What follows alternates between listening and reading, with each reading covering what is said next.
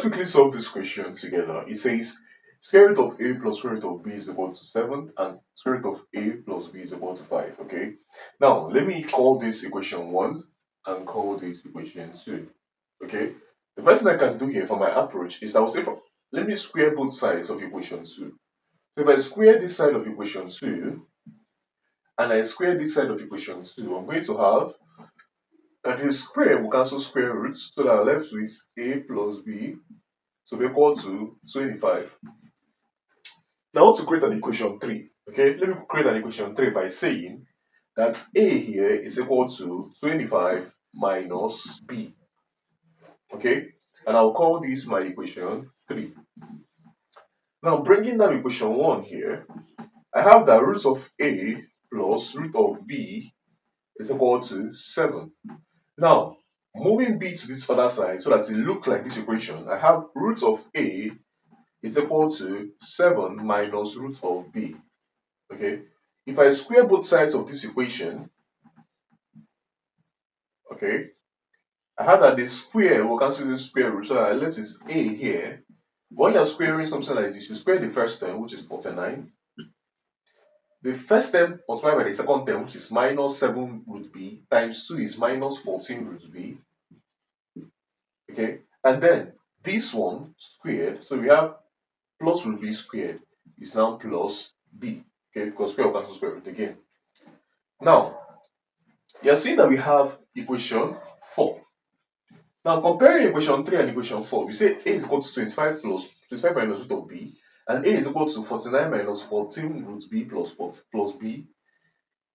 We say this should be equal to this. Since a is equal to a, this should be equal to this. So we have 25 minus b is equal to 49 minus 14 root b plus b. Okay, now let's collect like terms. All right, so let's collect like terms. Now we have b here, we have b here, so we can go ahead and put the b's on one side. All right, so we put the b's on one side and put the root b on one side. Now you see what we're going to do here. So b here would come over here. Okay, or in fact b here will come over here and the negative b will go to the left hand side. So we have negative 14 root b crossing over to this side will become positive 14 root b. Okay, so it's positive 14 root b is equal to, now every other thing will be on the right hand side. Now we have b here, this b will come to it and add. We have plus 49, and lastly we have minus 25. Okay, now moving on from here, we can say that 14 root b is equal to b plus b is 2b plus 49 minus 25 is 4 minus 2 is 2 and 9 minus 5 is 4. Alright. Now we can now say let us square both sides of this equation so that eliminate this last square root sign. Alright. So we have that 14 root b squared is 14 squared times root b squared is b is equal to this side squared. Okay. So this side squared 2b squared is 4b squared.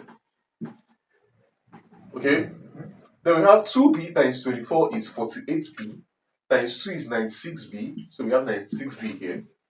And lastly, we have 24 squared is 576. Alright, so we can say 14 squared is 196, so we have 196b is equal to 4b squared plus 96b plus 576. Alright, now moving this 196b over to this side, we have 0 to be equal to 4b squared plus we have 96b minus 196b plus 576. This is equal to 4b squared plus this minus this is negative, so it becomes negative 100b plus 576. Okay, now we can divide each term here by 4. So if you divide 4b squared by 4, we have b squared minus this divided by 4 is 25b, and last term divided by 4 is 1. This is 17, so we have 4. Okay, so we have the quadratic equation, and we can use the correct formula to solve this. So we have that b here will be equal to minus this, which is minus times minus 25 is plus 25, plus or minus square root of 25 squared minus, this is 144 multiplied by 4.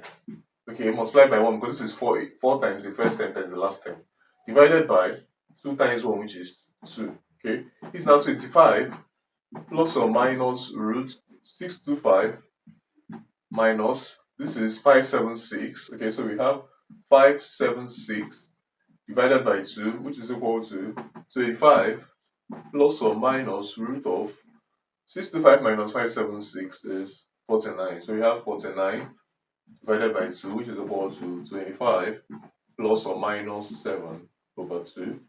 Okay, and this is equal to 25 plus 7 is 32. 32 over 2, which is equal to 16. And 25 minus 7 is 18 divided by 2, which is equal to 9, right? So these are the answers for B in this question. Okay, so let's now go ahead and solve for A. Now bringing back our first equation, we have that root of A is equal to 7 minus root of B. Now substituting these values for B here, we have that root of A will be equal to 7 minus root of 16, which is equal to 7 minus 4, which is equal to 3. Hence A now will be equal to 3 squared, which is 9. Okay, so we can say that A is equal to 9 when B is equal to 16. We can say that root of A is also equal to 7 minus root of 9, which is equal to 7 minus 3. And then A will be equal to 7 minus 3 is 4, 4 squared, which is equal to 16. So we have that A is equal to 16 when B equals 9.